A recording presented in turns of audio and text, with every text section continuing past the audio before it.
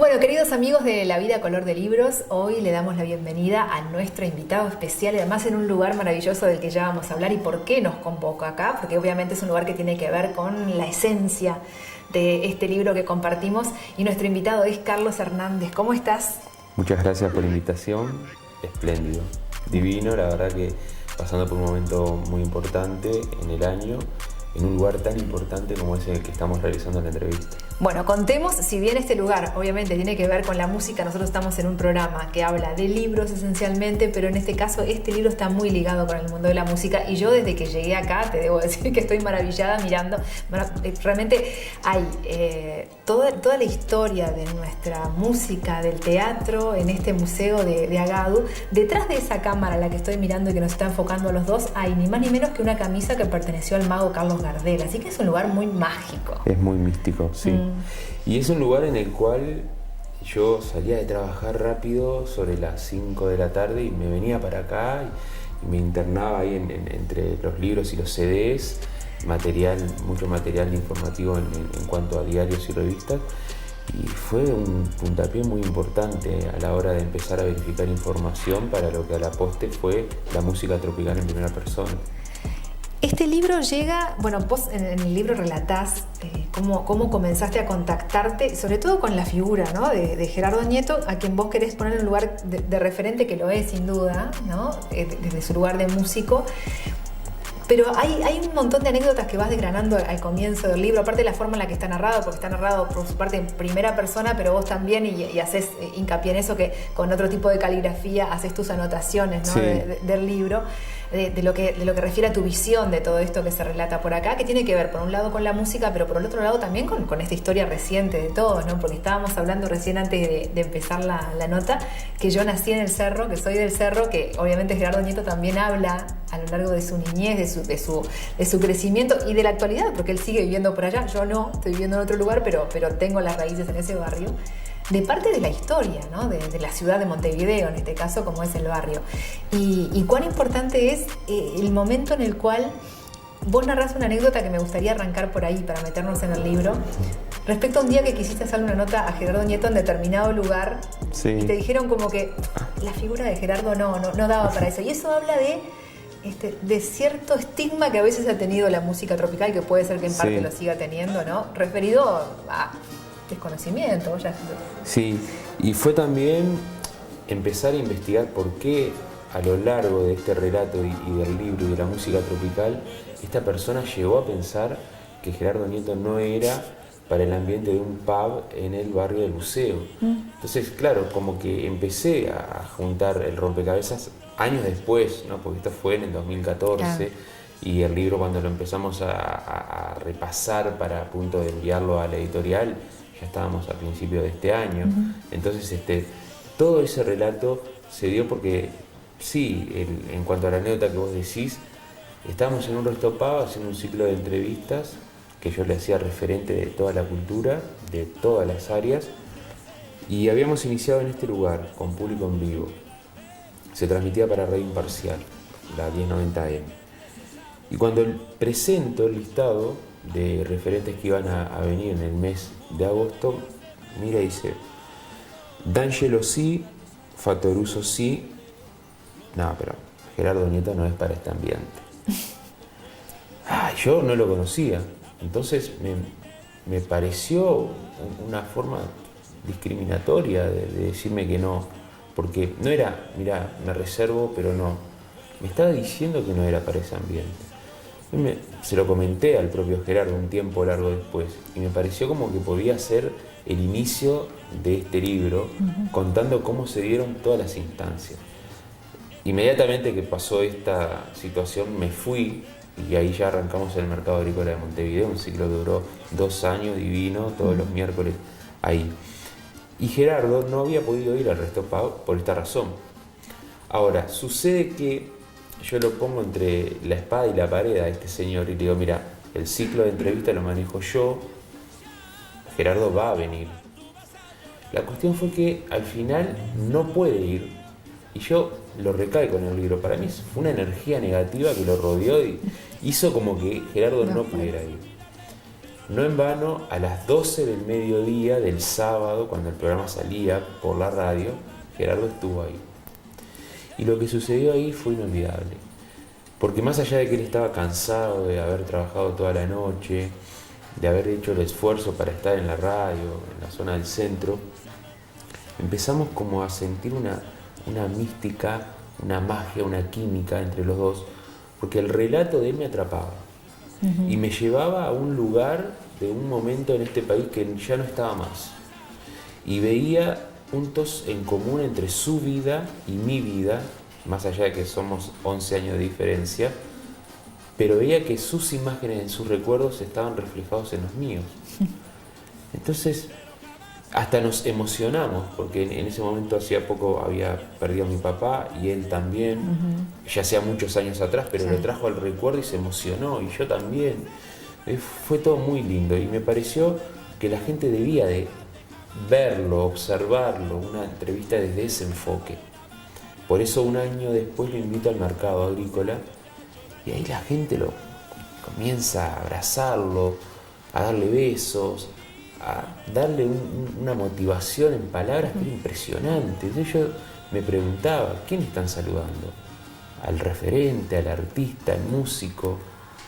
Nos sentábamos, empezamos la entrevista y la gente no paraba de aplaudir y alentarlo. Entonces ya ahí me di cuenta de que estaban hablando hacia el referente y no hacia el músico. Eso, unido con lo que había sucedido un año atrás, dije, pero esta persona tiene algo muy especial en la gente. Y en vivo, ante 100 personas, digo, me gustaría escribir un libro sobre tu historia, porque me parece que la gente tiene que tener esa posibilidad de saber sobre tu infancia, sobre tu juventud, sobre todos estos pensamientos, cuál es el origen de todos estos pensamientos que tenés sobre la sociedad. Me dijo, bueno, me encanta la idea, cuando vos quieras. Y ahí fue todo. Pasó un año y ahí lo llamo y comenzamos las entrevistas con el libro. Y ahora, hace cuestión de una semana y media atrás, en el mismo lugar donde en el 2015 lo invité a formar el libro, hicimos el lanzamiento. Qué bueno, ¿no? Es lindo seguirte además el relato, porque sé que lo has hecho este libro con gran entusiasmo, además de que es tu primer hijo de papel. Sí. Que obviamente tiene un lugar especial, pero más allá de eso es muy lindo. Y así como él lo relata acá en la entrevista, también lo va relatando en las páginas del libro y en el prólogo, ¿no? Y cuando hablabas de este tema de Gerardo, yo pensaba que muchas veces se estigmatiza la música tropical, por ejemplo, aquí en nuestro país. No es algo que se haya surgido solamente con este episodio de Gerardo, pero que por otro lado también se dio, y sobre todo a comienzos de la década de los 2000, que hubo como un boom de determinadas bandas que llegaron a una popularidad impresionante y que también llegaron a otro público para el que tal vez antes era como, ay no, capaz que lo escuchaba en su casa o bailaba cuando iba a una fiesta, pero decirlo públicamente, ¿no? Esa cosa que tenemos a veces los uruguayos, y que es una música, por ejemplo, su mayor parte, la música tropical, una música para bailar, y que hay gente que le da un poco de vergüenza decirlo, ¿no? Y ahora estamos con esta nueva etapa, por ejemplo, de la cumbia cheta o la cumbia pop, que trascendió además no solamente la geografía uruguaya, sino que llegó a gran parte de Sudamérica. Y son como fenómenos musicales que nacen por acá y después se expanden. Pero ¿hasta dónde hay que sacarse un poco la careta con ese tema, ¿no? Sí. Hay gente que le cuesta decir, y sin embargo las emisoras de música tropical, por ejemplo, son las que están en el ranking más altas y no las pueden desbancar en cuanto a la audiencia de música de FM. Sí, bueno, ese concepto que vos estás diciendo fue un poco la punta en la cual yo veía que esta persona había cometido un gran error al decirme que Gerardo no era para ese ambiente. Justamente por el ingreso de esos ritmos del 2000 que disminuyeron el género tropical, porque en definitiva se sintió la carencia del género ante otros géneros que se venían imponiendo, y no desde acá, sino desde Argentina también. Sí. Estamos hablando más precisamente de la cumbia villera, que traía un ritmo y unas letras totalmente distintas a lo que era acá, ¿no? Se hablaba de droga, de sexo, de violaciones, de matanza, temas que sí estaban presentes en un momento en la sociedad argentina, pero que se transmitía a este lugar. ¿Y dónde hace foco? En lugares vulnerables de nuestro Montevideo. Y Gerardo es habitué y vive en uno de los lugares vulnerables para este ritmo. Entonces él tuvo que convivir con todo eso. Y su identidad, al igual que toda la identidad del género tropical, se vio afectada por el ingreso de este ritmo. En paralelo a esto, sucede que los empresarios comenzaron a pagar más a estos grupos. Y en eso surge el pop latino, que uno de los grandes emprendedores que formó parte de Caribe con K y cantó con Gerardo fue el Fata Delgado. Sí. No esperes más, acá están los fatales, anda a bailar. El Fata fue la primera persona del género tropical que cruzó Avenida Italia hacia el sur. Claro. Porque antes era inviable que el ritmo tropical llegara hasta ese lugar de la ciudad. Y sin embargo, al momento de un cumpleaños, de un casamiento, todos bailamos y cantamos esos temas. Sobre la década 95, 96, década del 90, comenzó este fenómeno de pop latino. Y eso llevó un gran problema en el género tropical. Porque el pop latino, como lo menciona el libro también, no necesitaba instrumentos. Claro. Cantaban con pistas, porque la persona que baila tiene que tener una muy gran habilidad desarrollada como para poder cantar y bailar y no irse de tono. Y los chicos que estaban en este género del pop latino se caracterizaban por bailar, ¿no? Lo que años atrás le habían dicho a Caribe con K que parecían unos parodistas vestidos, en este caso parecían unos parodistas bailando. Entonces todo eso empezó a armarse una economía en paralelo a la música tropical. Y empezaron a cobrar más, porque claro, no tenían instrumentos, carecían de instrumentos, eran todo pistas. Y el género tropical es inviable. Hasta el día de hoy, un grupo de género tropical tiene que tener una orquesta con distintos instrumentos. Los discos que teníamos acceso aquí en Agabu, de toda la camada de música tropical de los 90 y de los 80 también, hablan de al menos 17 músicos en escena, fuera de los cantantes. A modo de ejemplo, 3 personas ocupaban el coro. 3. Cuando el pop latino se impone y desde la orilla de Argentina viene la música villera y encima comienza a desvirtuarse todo el tema de los pagos a los músicos, el género tropical hizo un bajón muy grande. Y ese bajón coincide con el final de Caribe con K. Estamos hablando en el 2006, 2007, por ahí. Ya Caribe con K ya prácticamente no existía y el pop latino ya era furor. Pero el interior siempre prefirió la música tropical. Entonces, ¿dónde está el fenómeno? ¿Qué está pasando? ¿Por qué en el interior del país? Capaz que a veces lo digo mal, porque me gusta decir, en el resto de los 18 departamentos de nuestro país sucede lo contrario, aman el género tropical y les gusta. Y bueno, y por ahí empezó a ser fuerte nuevamente el género tropical y volvió a ingresar a Montevideo ya sobre 2010, porque también se suma otro factor importante, que el libro lo menciona, es el avance de la tecnología. Fíjate que lo que antes propiciaba para un músico ir a un estudio, arreglar con el sonidista, grabar el disco, todo eso prácticamente se veía afectado por toda la tecnología informática que estaba llegando al Uruguay, que ya era, en otros países ya era fuerte. Entonces, de grabar a un estudio pasaron a grabar en la casa de uno, de tener una guitarra eléctrica, un bajo, un piano y tambores, la computadora se encargaba de poner esos instrumentos y por ahí quitábamos personal y lo agregamos de la computadora. Y todo eso en un momento se desvirtuó económicamente hablando. Y ya no era viable tener una orquesta. Porque si yo con el piano ya te puedo hacer todos los instrumentos. Sin embargo, el género tropical quiso ser foco ahí y subsistir. Y bueno, lo hizo. Claro. La verdad que lo logró. Vos mencionabas a Caribe con K, de la que se habla obviamente del nacimiento de la banda, que marcó un antes y un después por la apuesta de Eduardo Rivero, que era un visionario, ¿no?, en cuanto al marketing también que armó en torno a la banda. Y ahora le toca en este caso a quien es el protagonista de este libro, Gerardo Nieto, ser de un tiempo a esta parte su empresario, ¿no? Él también ubicarse desde ese lugar, de tener su banda, ¿no?, de armar toda esa cuestión. Y también otra cosa importante, que ahora que hablábamos de la música del exterior, etcétera, yo recuerdo muchos de los temas de Caribe con K, o de otras bandas de los 80, 90, eran temas que eran covers en realidad. Sin embargo, en el caso de Gerardo, él ha transformado también desde ese lugar, dentro de su onda de la música más tropical romántica, con letras que son hechas especialmente para él, o por la gente que trabaja con él, ¿no? Desde ese lugar también ha habido como un cambio de foco. Sí. Caribe, prácticamente los temas de ellos eran centroamericanos, Sí. ¿no?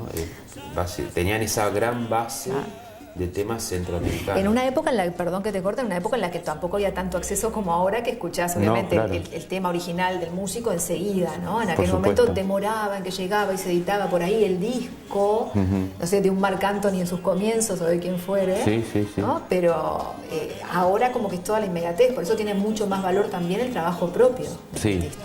Gerardo tuvo que madurar en su aspecto artístico muchísimos aspectos, ¿no? Porque también el libro cuenta muchos altibajos que tuvo a lo largo de su carrera, pero él fue madurando el concepto de productor y le llega en algún momento, pero le llega porque tiene la necesidad de subsistir en el medio, porque si no ya no era más viable para él cantar.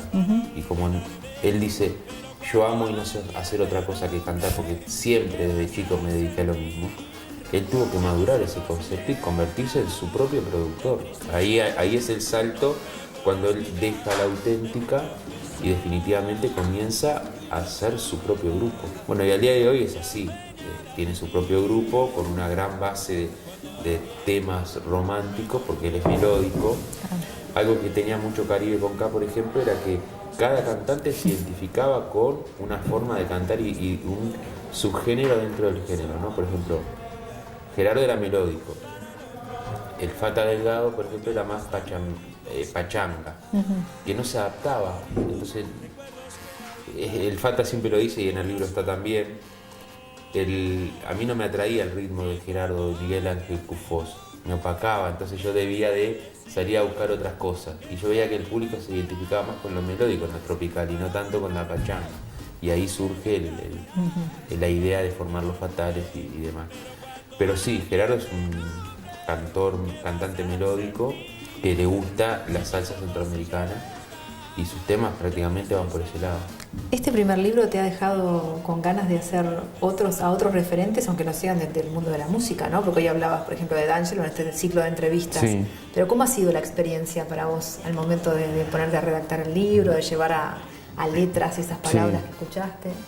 A mí siempre me atrapó mucho las biografías. He leído muchas biografías, no solamente de músicos, sino de actores y sobre todo también de argentinos, porque en Uruguay es como una moda reciente el tema de las biografías. Y me atrapa. Veo cosas que de repente la gente no las ve en una entrevista de televisión por los tiempos, Claro. o en una entrevista de radio. Me interesan otros aspectos. Por ejemplo, en un programa de televisión no se puede hablar de cuando era niño, cuando era joven. Capaz que lo salteás y le haces un atajo, pero enseguida te vas a lo otro que es más importante, lo de ahora, lo actual. Y a mí me atrapa mucho el qué sucede en tu vida cuando en la década del 80 decidiste ir por este camino, por ejemplo. Eso es lo que a mí me interesa ver. Sí. Y en las entrevistas que hacíamos en el mercado agrícola, íbamos por ese lugar. Como no teníamos tiempo medido, Claro. arrancábamos siempre de sus inicios, cómo era tu infancia. Entonces yo ahí entendía, socioculturalmente hablando y ubicándonos en el tiempo de esta persona, qué era lo que le había pasado para motivarlo a ser lo que fue ese artista del género musical, de la actuación, del teatro. Y con Gerardo me pasó eso. No, es muy, muy interesante la lectura, la dinámica y además siempre pasa, ¿no? Que la vida de cada uno de nosotros son retacitos de la historia de una ciudad, de un país, del mundo en definitiva, ¿no? Somos pequeños universos.